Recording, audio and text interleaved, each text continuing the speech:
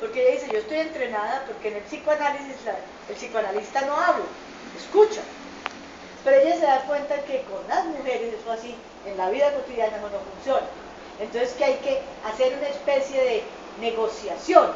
Yo hablo, usted me cuenta, yo le cuento un poquito de mi vida, usted me cuenta de la suya. Usted entra a una peluquería, es decir, a esos espacios típicos de mujeres, y lo que encuentra es las mujeres negociando las confidencias.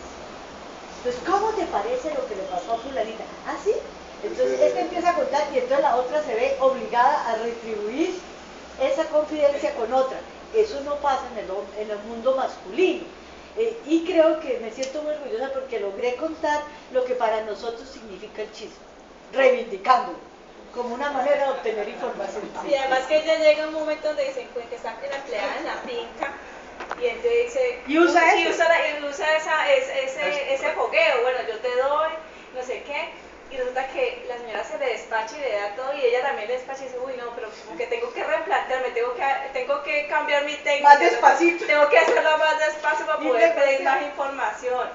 Y bueno, y si no digo nada, si no aporto nada personal, no me van a contar nada personal, y ella comienza a hacerlo y sí. Eso, yo digo que realmente yo me sentí, y yo me reí mucho escribiéndola, y de alguna manera tiene que ver con lo del periodismo. Yo decía, ¿cómo hago para que Lisa pueda no ser psicoanalista? Entonces tiene que ser porque ella se topa con una manera de hablar cotidiana, que le rompe su esquema formativo de que los psicoanalistas no hablamos entre otras cosas, ¿no? Obtenemos la información a partir de siéntese en un sofá y cuente. Entonces aquí no iba a ser así, ella no podía en trueque rápido conseguir información, solamente si era mujer.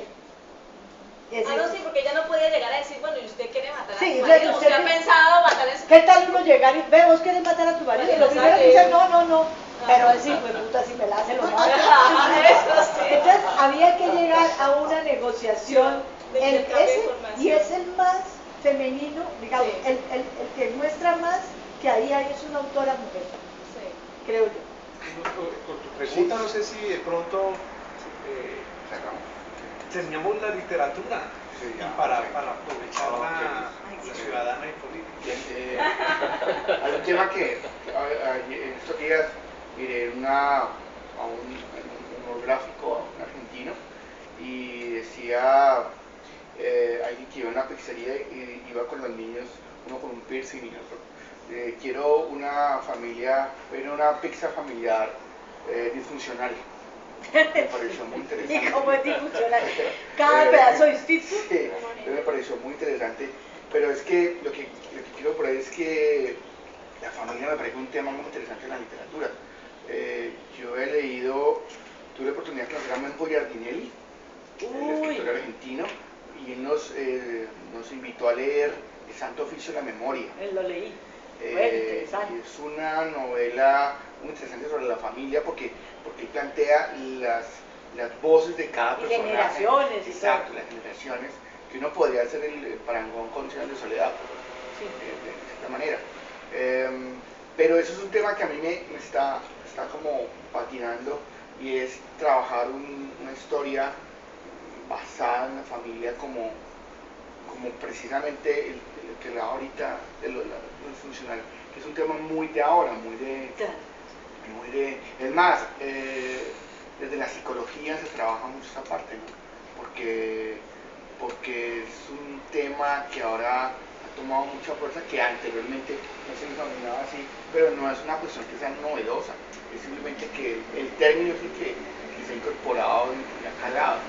Pero eso es un tema que de pronto, por ejemplo, yo no leí la novela, pero leí una vez un resumen de una novela de Santiago Roncalio, yo creo que es un escritor peruano, que se llama Pudor, y él plantea, digamos, toda su narrativa es el hijo que creo que es homosexual, el abuelo que es drogo, en fin, ¿no? Y es una cuestión también con la sexualidad, pero lo que quiero llegar es hasta qué punto en esta novela es importante la familia. Pero fíjate que estaba cayendo en cuenta de una cosa cuando comparas 100 años de soledad y la de Giardinelli, es que para poder hablar bien de una familia necesitan una generación, o varias, digamos. Necesitan, si el tema es la familia, hay que dejar que pase el tiempo, como en la Casa de los Espíritus, digamos, también. O sea, porque una familia no se resuelve en un papá y una mamá, hay toda una historia atrás de concepciones, de valores, de formas, de cómo se fueron armando los sectores de la familia. Entonces sí, para trabajar familia yo creo que hay que trabajar espacios de tiempo más largos, ¿no? Y personajes que trasciendan una vida y que muestren otra y de otra.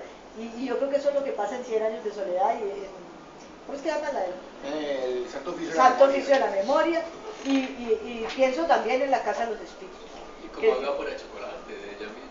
Es que como agua para exacto, es otra, aunque el tema también es la familia, sí, sí, pero sobre todo esa generación que construye a unas mujeres muy, bueno, es eso, yo no creo que esto sea una novela que hable de la familia, yo creo que habla más bien de la mujer, ya claro, pues la mujer es la familia y todo, pero más de la mujer como ese... Como ella, como lo que puede llegar a ser una mujer, lo que puede identificar. O como lo que la sociedad y la mujer han construido, que es una relación muy enredada, muy complicada, ¿no? Ahora, es más complicada, nuevamente volviendo a lo de la caverna, cuando las mujeres comenzamos a salir y a ver que estábamos metidas en una caverna y a querer salir a eso, pero manteníamos lazos con la familia, ataduras con los, ¿no? Entonces esa ruptura de las primeras feministas y después ha sido muy dramática, sí, muy dramática. Y es de todas maneras una novela de desamor, porque todas matan por desamor. Bueno, Pues, porque finalmente también es una novela sobre el amor, que es plantearse si el amor existe. El amor ese que nos cuentan de para toda la vida, ¿no? Esa es la otra hipótesis de la novela, es el amor no existe. Esa novela, esa novelita rosa que nos contaron, de que uno encuentra el amor, uno encuentra amores, o enamoramientos, o momentos de enamoramiento. ¿sí? De todas maneras, con esto queríamos significar, Margarita, que los que no la han leído creo que los ha cogido, los que la leímos con juicio, con tiempo, pues era, pues, por supuesto, un modesto y muy pequeño homenaje por tenerte aquí, por escribir la novela, por saber que las letras vallecaucanas, digamos, pues están allí, están dando la pelea. Sí hemos notado que las letras vallecaucanas, además porque esa es la condición, parece, ese hilo del narcotráfico todavía no se nos va, tal vez no se nos va a ir nunca, y todavía seguirán tejiéndose muchas historias igual de interesantes, porque pues el narcotráfico ha sido parte de esta sociedad, o hay una sociedad o una generación que ha crecido con ella, seguirán. Hoy día los narcos van a la universidad también, son unos buenos negociantes. Bueno, esto ha cambiado. Empresarios. Sí, empresarios, eso buenos se ha cambiado muchachos. muy bien, bueno, muchachos. Sí, ha cambiado su forma de operar, pero bueno, es un homenaje que te queríamos hacer, Margarita, porque a mí personalmente, pues no puedo hablar por el grupo, sino por el que la leí. Claudia también la leyó, ya va a ser rotada. Aquí hicimos un ejercicio con Alina, Humberto y Gustavo. Pues, es muy sencillo, a nosotros nos encantó la novela. Y me gustó que hubiéramos descubierto muchas cosas allí. O sea, que ese es finalmente uno de como de la esencia de la literatura. Es lo que uno como lector también pueda imaginar otro mundo, no solo el literal, el que hay allí. Hicieron recordar ese elogio de la locura, esas escenas en la cárcel, bueno, y cómo empieza Melissa ya con problemas mentales desde el principio. Ya la primera escena es que ella le va a poner la almohada en la cara al tipo, después de haber tenido una media faena, y ya lo quiere matar, ya lo quiere asesinar. Y eso, digamos que irrumpe, agarra de una vez al lector, o sea que ojalá tenga buen éxito la novela. Ya por lo menos el sábado literario lo tuvo. Ay, tan bello, muchas gracias. Me siento Gracias. me siento realmente, ese sí es un homenaje enorme. Muy feliz de que haya un grupo como ustedes que esté interesado en la literatura en general y en particular de mi novela. Muy orgullosa, muy feliz. Vale la Para pena. un lanzamiento Un de la poquito ahí, próxima. Javier, para contarle, es sobre la editorial. Ícono, una editorial muy pequeña. Exacto, muy pequeña, que Él apenas es empieza, un pero hombre me maravilloso, llamó la atención Gustavo que- Guillermo García se llama, lo conocí a través de una caleña porque anduve con mi novela bajo el brazo, la Panamericana. Nadie me la quería ni leer. Usted escribe libros infantiles, entonces pues yo me sentía como una mosca. Y algún día una mujer de aquí de Cali le vino y yo le conté, y me dijo, pasámela. Se la llevó un diciembre y en un enero me llamó y me dijo, oiga, me gustó mucho su novela, ¿se la puedo mandar a un amigo editor? Dije, pero claro, si de eso se trataba. Se la mandó a este muchacho, a este señor, a mí ya todos me parecen muchachos. Y entonces él me llamó, no sé al cuánto tiempo, y me dijo, Margarita, me leí su novela y no podía dormir del susto de pensar que mi mujer me iba a matar.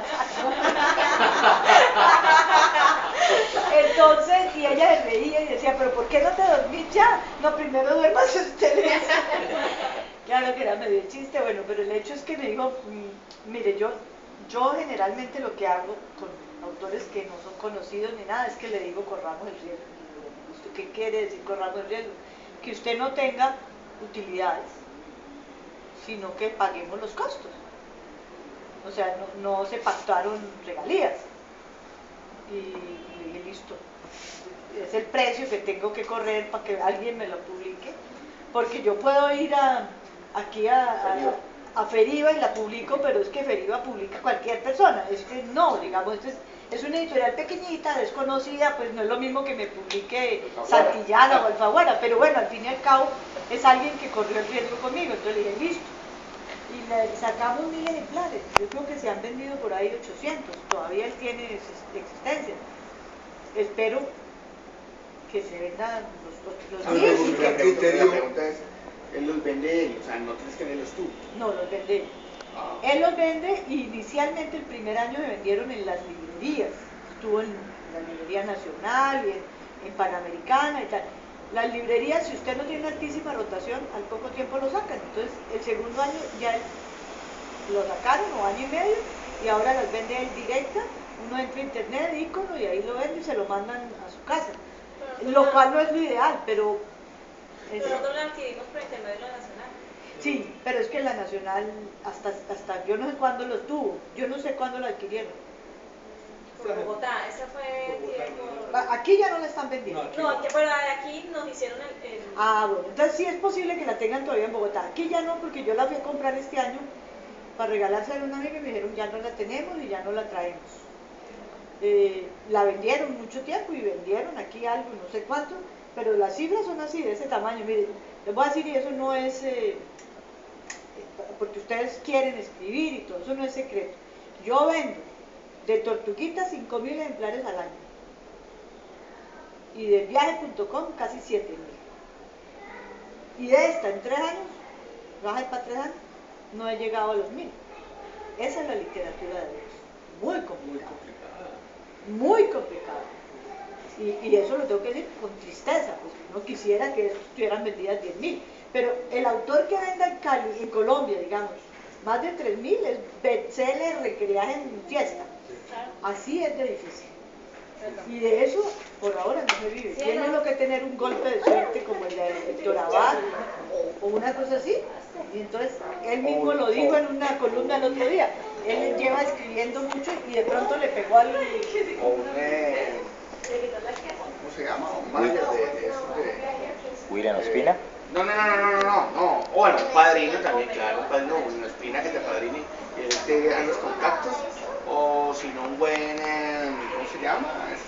No, es decir, o eventualmente un premio que se gane uno. William Ospina lo conozco hace muchos años y muchos años escribió vendiendo de a 3 libros. Y de pronto le pegó. Sí, pero Margarita, esa aquí nos padre podemos Margarita. inventar el premio sábado literario y te lo ganas. Y eso funciona, no crean que no, muchos han hecho cosas así, pero digamos, todo es lícito, porque uno con tal de que lo lean, Claro, cualquier cosa es posible, lo que Pero- digo es que no es fácil. Ustedes ni- como en el Congreso, vamos a cerrar. pero, Me no, claro, no, nosotros- me claro que se va a cerrar. pero digamos, él también tiene dentro de ese staff el lanzamiento y esta cuestión. Sí, no, yo hice el lanzamiento y en Bogotá fui y me hicieron, mejor dicho, la gente del espectador se lo leyó y les encantó. Hubo varios periodistas que inclusive, como te digo, lo leyeron, les gustó y hablaron de él. Pero, pare de contar, o sea, eso es una lucha. No, No, y el criterio de esta editorial para cerrar su comentario es que me gustó es que ellos el criterio que manejaron, creo para Tonel y para otros noveles o que se incursionan es que no, como decir, abrir este campo de que no da normas ni o sea, acabaran corramos el tiempo. sino Yo gasto una plata imprimiendo y usted no espere regalías, ¿no? Entonces es una cosa como complicada porque uno dice, no, pero ¿cómo? Si mi libro, no, hay que ser muy humilde y agradecer. Gracias, Señor, por publicarlo. Ahora, yo espero, por ejemplo, con mi libro de cuentos o mi segunda novela, tener un poquito más de suerte, pero ¿qué voy a ir? Voy a ir a donde él. Claro. Porque si él creyó en mí, voy a ir y le voy a decir, bueno, apuésteme la segunda. Y de pronto nos va mejor. Entonces, en el sentido que la gente tampoco lee si no lo conocido, es que es muy berraco. Sí. Ser un escritor o una escritora desconocida es muy difícil que lo lean. ¿Cuál puede estar para la pregunta final? ¿La novela o los libros de cuentos? ¿Cuál va a estar primero? Pues yo creo que el libro de cuentos está muy terminado, ¿no? El libro de cuentos son como unas 120 páginas, ya son como unos 15 cuentos, pero tengo que volverlos a mirar, inclusive tengo ganas de mandárselos a él, que tiene pues como mucho sentido editorial, a que diga a ver si eso tiene algún sentido. La novela yo me estoy proponiendo tenerla terminada hacia mitad del año entrante. Pero hasta ahora van 70 páginas y muy burdas todavía, muy en bruto, ¿no?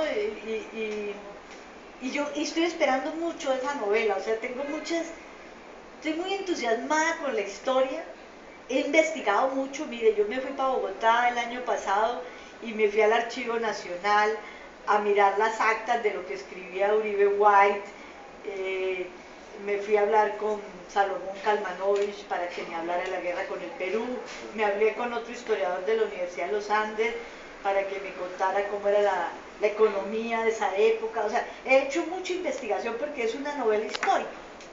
Entonces, entender lo que estaba pasando, la guerra con el Perú, entender el tema de la plata de Panamá, en qué se gastaron, todo eso para poder entender esa cosa loca de que hagan una carretera Popayán-Pasto. Sí, no, es que hay historia. La historia es muy buena. Y además entender que se comunicaban era con telégrafo, una serie de cosas muy distintas. Entonces, coja el celular y llame, ¿no? Entonces hay que construir unos personajes creíbles.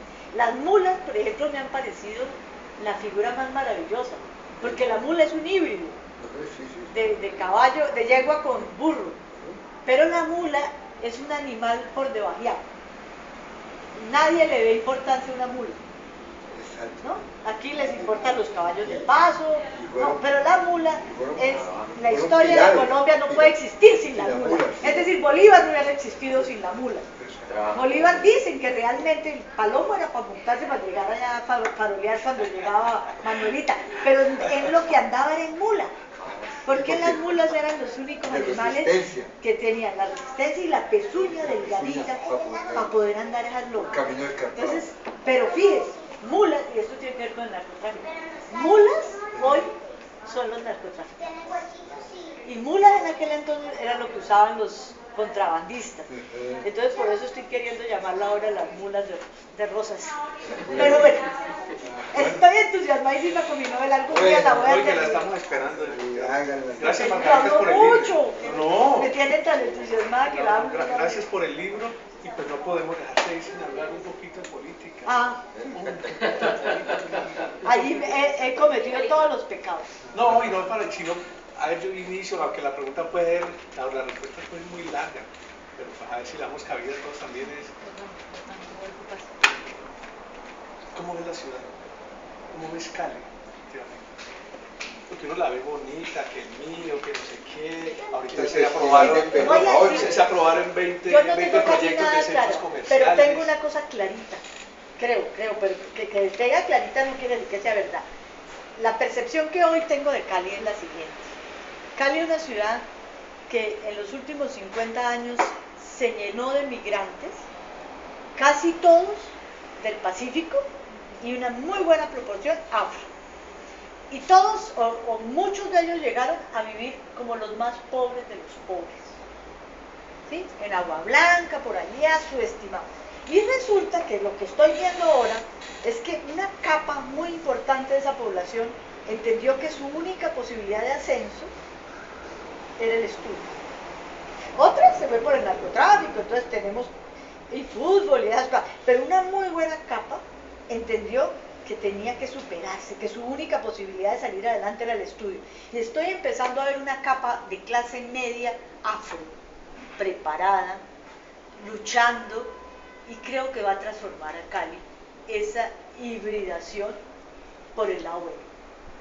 O sea, ya lo tuvimos por el lado malo, los traquetos, los lavaperros, bueno. Pero ahora estás viendo jueces, abogados, médicos, músicos, por supuesto, pero entonces estás empezando a ver una capa de gente afro, orgullosa de ser afro, convencida de que están aportando cosas importantes para Cali, y creo que nos está transformando. Y hace eso una ciudad mucho más abierta que lo que es Medellín, mucho más, digamos, culturalmente más rica que lo que es Bogotá, que lo que es Barranquilla. O sea, yo creo que tenemos una mina de oro ahí.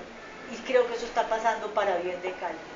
Y por supuesto para bien de los afro, ¿no? Que ya no pueden ser mirados solo como, ve, ahí viene un negro, pasémonos para la otra acera porque va a ser un ladrón. Entonces, eso me gusta de Cali, sin tener que hablar de la política. Y por eso fue tan doloroso para los afro el caso de Apolinar. Sí, porque era un negro que llegaba a la alcaldía, que podía representar precisamente con honor y con orgullo esa nueva capa social, y lo que mostró es una corrupción espantosa. Entonces, ¿qué es lo que hace la gente? ¿Qué es lo que pasó con Cuero esta semana? ¿No? Sí, claro. Es cualquier error afro se le cobra más duro. Yo no digo que Cuero sea un santo, seguramente se estaba pavoneando más de la cuenta, pero se lo cobran más duro. ¿Cuántos blanquitos hay por ahí mintiendo sobre su hoja de vida y tal? Y no se le cobra. Entonces, ojo, porque eso lo que muestra es que cuando esa capa afro empiece a tocar realmente los lugares que hemos ocupado los blanquitos, va a haber una reacción racista. ¿Pero eso se debe a una fuerza social o digamos a una apertura en los gobiernos? Porque Iván dijo, pues esta es la caleñidad y entonces somos... Pues un poco de las dos cosas, pero es decir, ningún gobierno hace si no hay presión social. O sea, los gobiernos generalmente van a la saga de la sociedad, no al revés. No es que ellos vayan adelante y la sociedad atrás, no, la sociedad los empuja y por eso van cambiando. Entonces, yo lo que creo es que Jorge Iván supo entender que había una caleñidad afro importante. Hasta hace poquito, mire, uno hablaba con la gente de clase media, alta en Cali y le dicen a uno todavía, ay, es que el problema es que aquí hay demasiado negro. Ay, no, es que Cali sí se dañó. Cali era buena cuando habíamos los blancos, cuando esto era los caleños raizales, les encanta hablar de los caleños raizales. Y yo empiezo a preguntarle, bueno, contame, ¿tu abuelo o abuela o tatarabuela era de dónde? Ah, no, pues de Armenia, de Medellín. Caleños raizales no hay, aquí los mataron todos, eran los indios. Eran los líderes, yo no sé qué, los mataron. Entonces aquí no hay caleños raizales. Y la gente tenía la idea de que la Cali bien, la Cali buena, era donde no había los afros, y que cuando empezaron a llegar los afros, Cali se dañó. Y yo creo lo contrario. Cali estaba dañada por una sociedad cerrada, rentista, de terratenientes, godos, tal. Empieza a llegar esta capa de afros con una lógica completamente distinta, inclusive social distinta, de familia distinta, de concepción del... bueno, de todo. Y entonces esta sociedad empezó a tener un enredo y claro, entró en un deterioro porque no supo asimilar esa nueva digamos, a nuevas corrientes. Ya ha pasado, y yo estoy pensando que lo que le está pasando de bueno a Cali es que ahora empezó a construirse una Cali más heterogénea, más mezclada, reconociendo que la mezcla no es mala, y ahí tienen que ver las mulas. Lo híbrido es maravilloso. ¿Sí? Lo que es harto es la pureza. Además en la naturaleza, lo que daña es cuando una semilla se vuelve disque pura. Entonces empieza a tener defectos. Y entonces empieza a generar virus y todo, y no tiene capacidad de defenderse. La hibridación, por eso dicen que la biodiversidad es tan buena, porque cuando hay biodiversidad se defiende. Los seres vivos aprenden a convivir, a alimentarse unos de otros. Yo creo que eso es lo que le está pasando acá. Hay hibridación, hay mezcla, hay mestizaje, y eso es maravilloso. Pero que ahorita se está viendo, digamos, en la cuestión de... No música, pero no. No, digamos, del conocimiento en las universidades, pero en las dirigencias se están viendo. Pues es que las dirigencias de Cali las está desbordando Cali. ¿Qué problema de las dirigencias de Cali es que no entienden a Cali, no la están entendiendo? Mire, cuando en una de las campañas que yo hice, dije, yo para entender a Cali me tengo que ir a vivir a Agua Blanca, y me fui a dormir 8 días, casi me muero, a Agua Blanca, a Mojica, sector más violento y más peligroso del mundo, y viví en un cambuche con 11 personas, y yo nunca he sentido tanto miedo, y tanta... No era capaz. Salir de allá llorando, amando a la gente, pero llorando de susto de tener que dejar a esa gente allí. Que yo me iba para mi casita cómoda, ellos se quedaban. Pero con lo que quiero decir es que cuando me fui a vivir allí, dije, yo no conozco Cali. O sea, yo quiero administrar Cali, yo no conozco Cali. No tengo ni idea qué es la colonia nariñense que quedaba ahí al lado de Mojica, y todos los días había 2 o 3 muertos. Yo no conozco eso. No conozco qué es vivir en la familia donde yo vivía, en una familia disfuncional. Es decir, ella con 3 entenados, que no sabía yo que era un entenado, que es un hijo, que no es hijo, que no es una cosa rarísima, es una categoría que uno tiene que ir allá a entenderla. Y entonces todos vivían en la pieza con esto y el otro dormía. Bueno, eso es una cosa. Pero entender eso, los dirigentes de Cali no conocen eso, no conocemos. Y un buen dirigente de Cali, yo por eso pensaba en un momento dado en Apolinar, es alguien que haya vivido eso, que sea capaz de entender qué se está gestando en esta Cali maravillosa. Hay un libro del sociólogo muy mencionado, que va a estudiar aquí en Cali, siguiendo el corte. Ah, sí. Y en ese libro... Molano no es, sí, Molano. Sí, Alfredo Molano. Sí.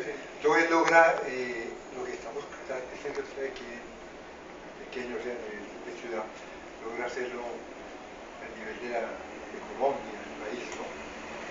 Y me da la impresión de que el punto de referencia es un libro más atrás, a pesar de que nosotros decíamos el centralismo sin apasionamiento hay que de cabeza fría. El viejo Arnoldolopio Miquelsen deja un libro, me parece que es La Gran Brecha, para romper la brecha. Para romper la brecha, o las 2 Colombias. Ajá. Y el país, sin darnos cuenta, ni los unos ni los otros, ¿no? Unos porque no han entendido entretenidos, enajenados, ¿cierto? Y otros porque creen que están viviendo en la Colombia del siglo XIX y XVIII. Ya alguien dijo que estábamos en el siglo XXI, pero con una clase dirigente, con una mentalidad en el siglo XIX. Y eso se ha profundizado de tal manera que se expresa aquí en la ciudad de Cali, hasta el punto de que el distrito de Agua Blanca, cuando miraron hacia allá, alguna vez Juan Carlos nos hablaba en sábado literario de cómo se victimizaba, ¿no? Se cogía el distrito y después decían, los últimos 4 alcaldes, no sé si te das cuenta, lo eligen en el distrito. Sí. Pero eso además le parece muy mal a la gente. Digo, no creemos en la democracia, el distrito es el que más vota y el que más habitantes tiene. Correcto. Pero sí. voten por ellos porque son comprados. O sea, Bueno, sí y no, pero también, entonces hay que entender, mire, ¿sabe cómo vive la gente al día? Allá compran la comida que se puedan comer en el día. Si tienen plata para ese día, compran media pedacito de hueso con carne y un caldo Maggi y eso es lo que comen. ellos no tienen como nosotros un mercado semanal o quincenal, a veces mensual. No, ellos van a la tiendita y compran a un precio mucho más caro que en Carulla. Sí. Pero en Carulla no les venden, mire, La había porción. una porción así de aceite les venden. Entonces el tipo que les vende el aceite va y compra grandote así y lo porciona y les vende carísimo. Pero digo, una persona que tiene que hacer eso, si le vienen a ofrecer un tamal para votar, pues vota, porque le importa un carajo. Ella dice, a mí me decían, me da lo mismo quién esté allá, a mí el que me dé hoy. Claro, entonces nosotros decimos tan corruptos, no, es que no son tan corruptos, es que la política para ellos no significa nada, para ellos significa la supervivencia. Yo vivía con una señora que vendía aguacates, su negocio era salir a Santa Elena, comprar una batea de aguacates fiada, ¿no? Porque se llama el goteo, fiada, le daban el plante, y ella salía con su cosa aquí, por todas las calles de aguacate, aguacate, y los vendía, y al otro día llegaba y pagaba, si le habían dado 5.000 pesos en aguacate, pagaba 10.000 y le quedaban 3.000 pesos a ella, pagaba, si no pagaba, pues no le pasaba nada, pero no había más planta, entonces no comía, entonces ella tenía que pagar. ¿Ves? Esa es una escala económica que uno no la entiende y entonces considera que la señora es una corrupta, una bandida, que como no vota por ideales. Pucha, ¿ya qué le importa Luis Carlos Galán? O el otro. Ella le importa sobrevivir con sus centenados. Esa es la, digamos, la dimensión política, y no con eso digo que ellos sean mejores o peores, sino que entender esa dimensión política pasaría por entender que para que haya verdadera democracia tiene que haber igualdad de oportunidades. No le exijamos voto derecho a una persona que no le hemos dado oportunidades. Ahí es donde está el problema más grave. Juan, sí, me encanta que alguien que ha trasegado por la vida política y conoce un poco la ciudad vea la realidad de la ciudad como es el sector afro. Parece que es una realidad, es la ciudad. Luego voy a hacer este comentario porque me gustaría conocer tu opinión acerca de eso. El ciudadano, evidentemente que el grueso del ciudadano no le importa efectivamente el ejercicio de lo político en lo electoral, pero sí le importa el ejercicio de lo político. Así sean ciudadanos que no conocen su constitución ni sus derechos ni sus deberes, pero sí le importa de alguna manera. Por ejemplo, el que dice, a mí no me importa quién esté, a contarles que me da aquí mi mercado cada 15 días o cada mes. Yo pienso esto. Ese ciudadano, pues sí, no me importa quién está, pero resulta que el que está allá tiene que servirme a mí. Claro. Yo pienso que ese es un primer elemento para que vea, no importa quién llegue, si es azul o rojo, pero es que ese debe saber que te sirve, que debe servirte, Claro. que es un servidor tuyo primero. Yo sé que eso es contraproducente en una ciudad de gamonales políticos e industriales que mandan a los gamonales, además. O sea que a ellos tampoco les interesa quién quede y los cogen a todos. Yo no he visto un político en la ciudad que él realmente sea el de las ideas, pero al mismo tiempo el que confronte sus debates con la gente. No existe, comenzando por lo que existe hoy, que es una oligarquía completa con la persona que hay ahora. Pero quisiera tu opinión acerca de esto. Una ciudad donde los que mandan no son los que ponen la cara, sino los que están detrás del poder, como pasa casi en todas las democracias. Pero en esta ciudad particularmente, donde ese grueso de la población es una población que no solamente tiene el derecho, sino que debería gobernar la ciudad, por ser mayoría en la ciudad, más del 60%. Ante eso, dos puntos. ¿Cómo hacer para que ellos, y a mí me encantaría ayudar también para que sean ellos los que gobiernen la ciudad de verdad, con ese grueso de personas que ya están educadas, que ya están capacitadas, y decirles, miren, ustedes gobiernan la ciudad y saben que solamente díganle que está que es su servidor, y ellos son servidores. O sea, si alguien es servidor, es un afrodescendiente, es un servidor, y lo hace con amor, y te sirve con amor, y eso lo tienes muy fuerte. A mí me encantaría, es una utopía, ver que la ciudad sea en todos los ámbitos gobernada por los afrodescendientes, en todos los ámbitos, y que desde ellos se diera esa lucha de poder con los que están detrás, que son los industriales y los mismos de los ingenieros. Ya sabemos que le importa 5 la ciudad, menos conocerla, ni siquiera, a mí que me importa ir a conocerla. Yo conocí el caso, yo conozco absolutamente toda la ciudad, absolutamente toda la ciudad, he trabajado, he vivido en toda la ciudad. Había un caso que me llamaba la atención, cerca a Charco Azul hay una invasión llamada Holguín Sardi. Yo decía, yo fui allá a trabajar y yo me metía a las invasiones y yo decía, ¿y esto por qué llama Holguín Sardi? Dice, no, es que esto es de Holguín Sardi. En un día nos dejó esto aquí en cambio de que votáramos por ellos y él y esta familia nos dejó aquí, nosotros aquí, pues la salsa, no nos falta a nosotros no nos importa quién está, pero a nosotros nos traen y nosotros defendemos esto, es decir, pues, es una tierra ilegal, que es de él, pero como que vivan ahí que igual yo no hago nada. ¿Qué hace esta ciudad? ¿Qué pasa con eso? O sea, ¿cómo hacer para que los afrodescendientes, para que estos industriales y para que el grueso de la población, es que somos servidores, es decir, ¿cómo hacerles entender? Eso obviamente que lleva mucho tiempo, pero sí es posible. Ahorita lo decía, no, a mí no me importa con tal de... No, no me importa, a mí tampoco me importa que sea con tal de que sea un servidor nuestro. Tú que estuviste allí, digamos, en esas lides políticas, ¿ves muy lejano ese terreno político o debemos apostarle a los afro para que por fin la ciudad tenga como un aire diferente y que nos gobiernen la mayoría de los que viven acá? No, pues yo no sé, esa sí es la pregunta del millón. Yo lo que digo es, estoy de acuerdo en que las condiciones actuales son de una oligarquía y una democracia muy restrictiva, no solamente en Cali, sino en todo el país. Aquí hay una rosca que maneja el país. Indignada, uno ve las listas, son puros delfines, el hijo, del hijo, del hijo, de la... O sea, es una rosca. Aquí la política es de una rosca que se ha construido a base de privilegios, de nombres, de alianza con los poderes económicos, y en eso no se diferencia Santos del otro Santos, de Uribe, es decir, ahí no hay ninguno, todos están en la misma lógica, con matices, ¿no? Entonces, Uribe quiere dar balas, Santos quiere hacer la paz, pero obedecen, digamos, a la misma lógica, y es, nosotros somos los llamados a manejar el país. Y además lo creen, convencidos, es que los otros no pueden, son pobrecitos. ¿Cómo le vamos a dar el mando, pues, a los indígenas del Cauca, o a los negros de Agua Blanca, o a los de Guayú?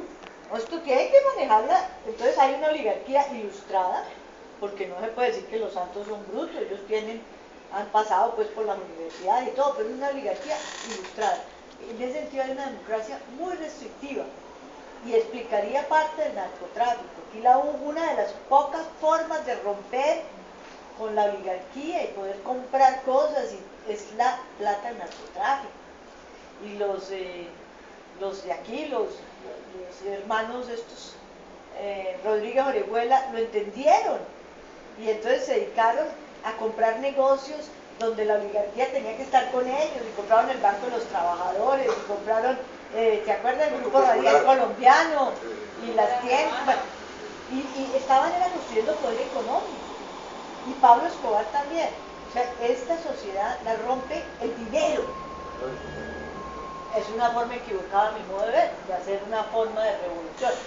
La otra es, cada vez ponemos más a la ciudadanía. Yo ya no creo en proyectos a corto plazo, entonces láncese a la candidatura a la de no sé qué, ni láncese. No, mijo, esto es, metámosle educación, formación, oportunidades. Esto va a ir cambiando, porque lo que digo ahora de los afros de hoy no son los afros de los años 60 que llegaron a vivir en Charco Azul y en Marroquín, y yo no, es gente mucho más formada, más empoderada.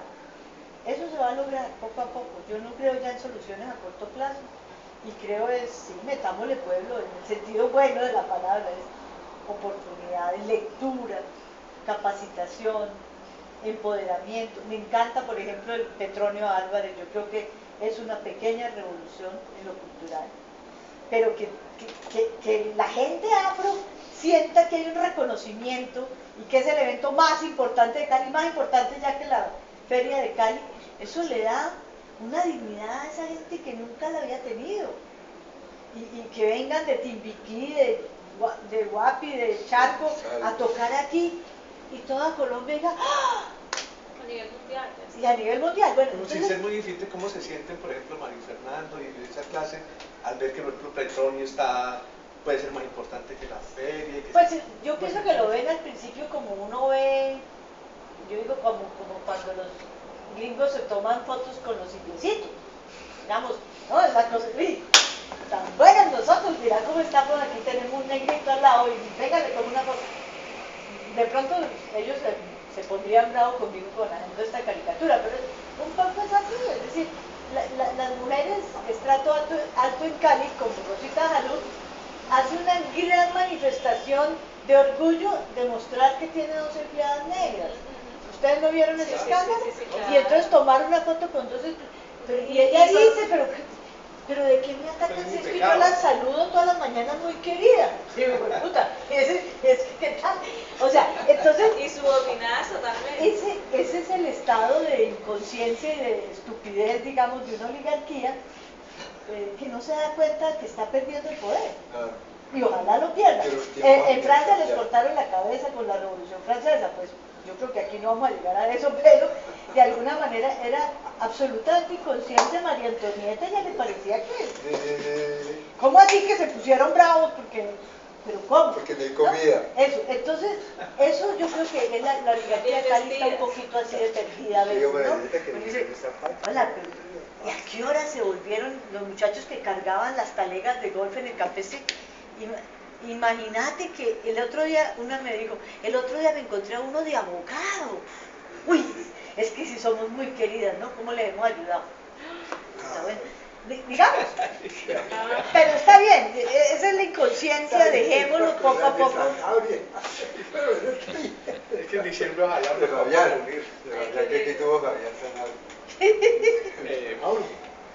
Jaime Garzón, en la charla que dio Autónoma, unas luces muy interesantes. Es que planteamos, nosotros por educación nos han vendido, es decir, la política es esto, nosotros somos los que tenemos el terreno y elegimos, el presidente es un mayordomo para que nos cuide el terreno.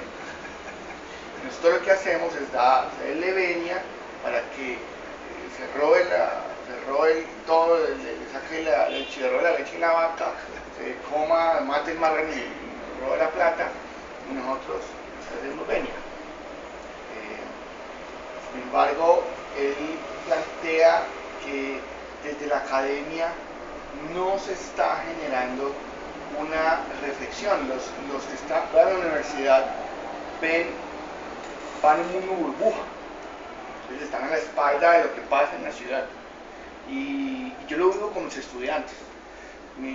Yo trabajo también en una escuela donde se forma gente para los medios. Y yo cuando les pregunto o les planteo textos donde me plantean sus proyectos de vida, casi todos quieren ser famosos, tener plata, ser Mao, doctor Mao, ser Sirirí. Por cierto, Jaime Garzón en esa charla dice, aquí un señor que estuvo diciendo que yo tenía nexos con narcotráfico, un señor Sirirí, ese señor, y ese señor dice que yo, pero ¿quién es el que tiene en su garaje una colección de autos de último modelo? ¿Quién lo tiene? Entonces él de cierta manera plantea esa doble moral que hay en Cali, ¿no? Y es que, y lo planteaba Julián Manatés hace 8 días, la gente critica a los narcos, que los narcos, pero todos hemos participado, directa o indirectamente hemos participado de ello. Gracias a ellos lo que planteaba Julián Manatés es que existen los centros comerciales, y quién de nosotros no ha ido, al menos, si no ha comprado a vitrinear un centro comercial. Entonces, trabajamos en ello. Sí. Entonces, para la ciudad hay 20 licencias de construcción. Imagínate. Centros comerciales. Entonces, pero me preocupa mucho eso de que se supone que hablaba de hay que formar a la gente para que despierte, ¿no? Pero yo noto que en la academia la gente está cada uno en su proyecto tratando de codear a ver cómo salgo y cómo le meto el pie a este para que yo poder tener el poder y poder tener dinero. Y yo le pregunto a cada uno, ¿qué es lo que quieres ser tú? Y cada uno está pensando en lo suyo. Ninguno, o por lo menos muy pocos, dicen, quiero ayudar a la comunidad, quiero que todos estemos bien. No, cada uno está pensando, yo quiero tener plata para esto, quiero ser como este, quiero ser Shakira, yo quiero ser el manager de Juanes, pero todos están pensando es como ese modelo que le venden los medios de comunicación, es los realities, las telenovelas, en fin, ¿no? Entonces todos tienen esa fantasía y por ende la academia le da como la espalda, y todos van a la academia. Como un amigo me contaba que me decía, ¿por qué la gente va a un centro comercial? ¿Por qué la gente va al centro comercial? Porque ahí no se va a encontrar con la realidad, ahí no va a encontrar el indigente, no va a encontrar el atracador. Un mochito. Sí. Entonces también uno decía, de pronto se están tomando el poder y están aporando los afro, pero es por cantidad, porque todos están en la misma revolución y pensando en lo mismo. Todos están pensando en ser ricos, en esto y esto, entonces estamos en lo mismo. O sea, si pero otro mochito y es ya haces parte del espacio. Claro, el consumo nos iguala. Ojo que eso es un elemento muy complicado en la sociedad moderna. ¿Dónde nos podemos realmente igualar? En el consumo. Por eso es que se van los centros comerciales. Esa es mi teoría, pues puede ser sociológicamente equivocada. Yo tengo la teoría de que la gente no va a los centros comerciales por X o Y razón, va porque ahí se siente con el mismo derecho igual a todo el mundo. El centro comercial es el Club Colombia al que no podían entrar. Claro, ahora sí pueden entrar. A Chipichape puede entrar todo el mundo. Inclusive a vitrinear, y vitrineando se sienten parte de una sociedad. Ojo, eso tiene su trasfondo interesante, y si uno no dice, no, entonces acabemos con los centros comerciales porque son generadores de opresión, pero es también el lugar, es la nueva plaza pública donde la gente se siente con derecho. Y eso es también una revolución poco a poco. Yo odio el consumo, me parece que es una cosa que nos ha metido, es decir, el consumismo nos ha metido en una obsesión por comprar cosas que no necesitamos, que le están haciendo daño al mundo, bla, bla, bla. Pero eso, de que usted vaya a Jardín Plaza, y ahí esté el que barre los pisos, pero no ya como barrendero, sino como comprador, la empleada de servicio, el de agua blanca, todo el mundo, y el ricachón y tal, y se puedan sentar desde que tengan con qué comprar. Eso genera una condición humana y ciudadana de que nadie me puede quitar esto no me lo dejo quitar. Ojo que yo tengo mi miradita con mochito. Un fenómeno que puede también observarse es Saramago escribió una cosa horrible sobre los centros comerciales, que es la cueva, ¿no? Claro, sí. Bueno, de los 90 para acá, con la incursión del narcotráfico, que ya lo hemos dicho, somos sabedores.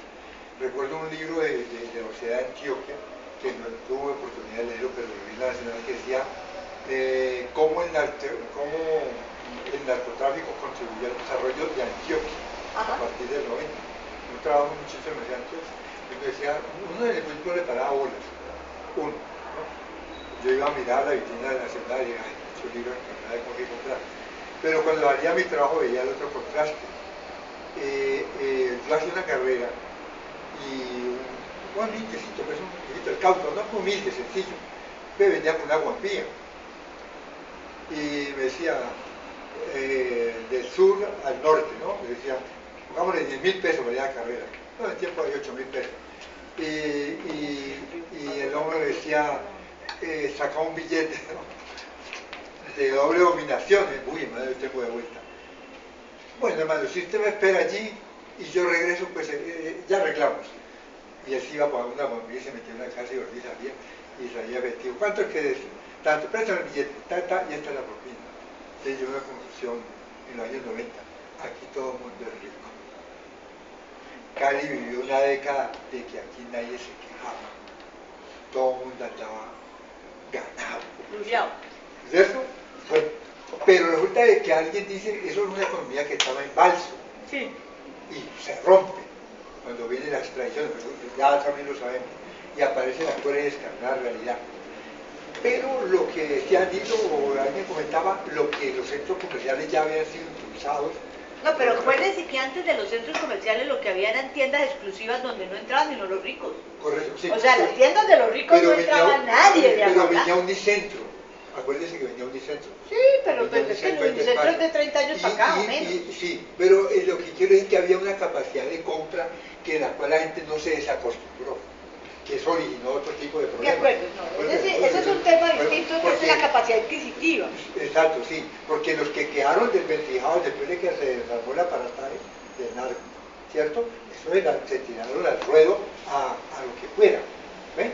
Entonces esa etapa es muy interesante porque en ese momento recuerden que hay una apertura, no sé si es la de Belisario antes o después, ¿cierto? Que se acogen los grupos de izquierda, y ese vacío que queda allí es el que ocupa el narcotráfico, Claro. por un buen rato.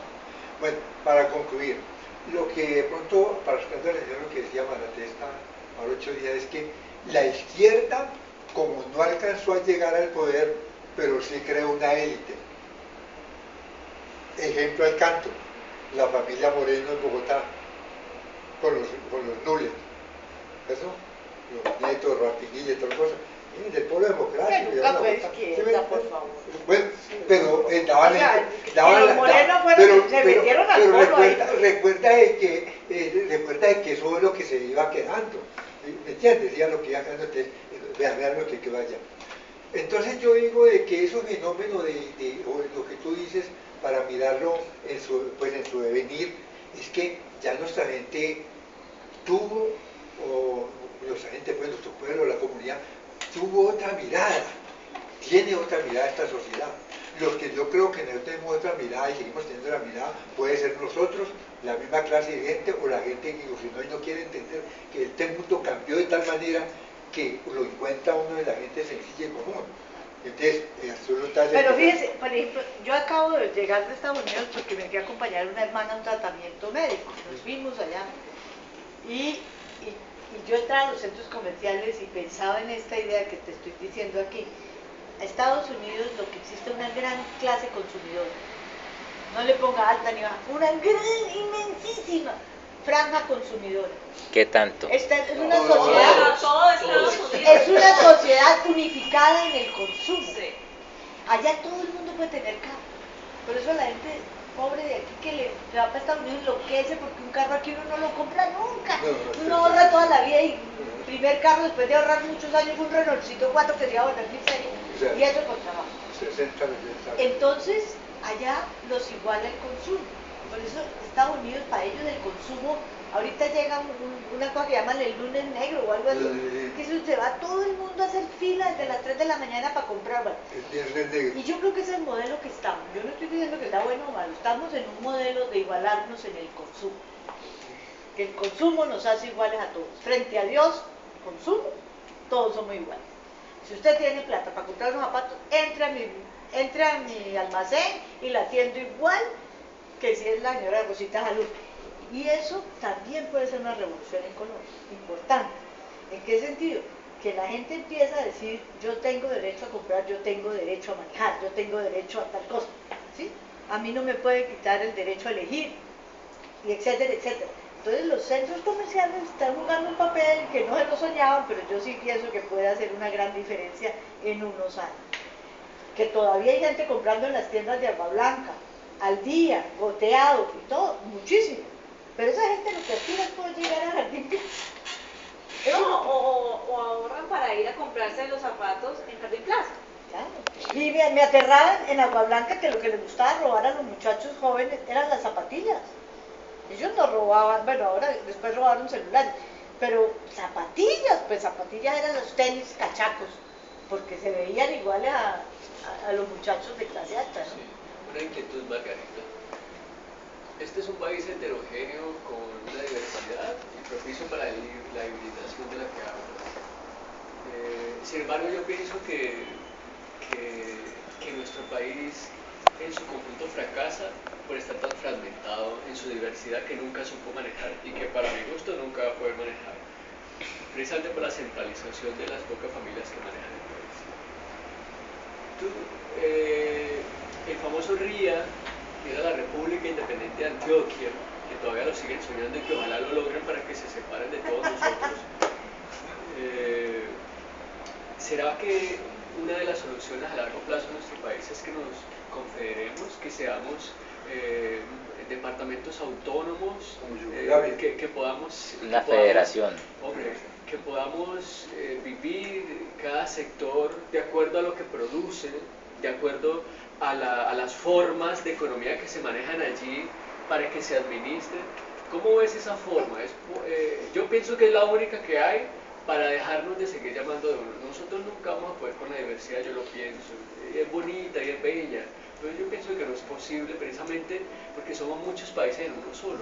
¿Cómo ves esa parte? Sobre todo, yo no hablo de los políticos porque realmente pues, no me simpatizan, pero ¿cómo ves ya desde el país, tú que lo has visto, que lo viste desde una posición, digamos lo que para un ciudadano debería ser la más honrosa, que representar a todo un país en un Senado? ¿Cómo lo ves desde allí? Y tú que estuviste allá, que discutías leyes de ese tipo, ¿cómo se ve? Claro, imagínense que estábamos diciendo que el consumo nos une, nos iguala, pero el consumo es el enemigo de la biodiversidad o de la diversidad social y cultural, porque precisamente el consumo nos iguala en todo, en los gustos. Entonces ya todo el mundo se tiene que vestir igual, ya todo el mundo tiene que comer Kentucky Fried Chicken o hamburguesas del corral o yo no sé qué. Entonces empieza a estandarizar, que esa es la tragedia de Estados Unidos, es que es estandarizado, usted va a pueblos más chiquiticos y comen lo mismo que en el otro. Entonces, enemigo de la diversidad cultural y étnica y social, el consumo. O sea, tiene de bueno que nos iguala ante la ley, ante el Dios consumo, todos somos iguales, se democratiza, pero tiene de peligro que niega esa diversidad. Y mantener la diversidad, yo no veo, digamos, en Colombia ahora, no me parece que haya ningún grupo distinto a los indígenas que están luchando por intentar mantener su identidad, ¿no? Están intentando tener escuelas donde se eduque en la identidad indígena, los NASA, toda la UNIC, toda esta gente. Yo creo que los afro no, y que los afro adoptados por lo contrario, es blanqueémonos, o sea, parezcámonos más a los blancos cada vez para que nos acepten más, ¿no?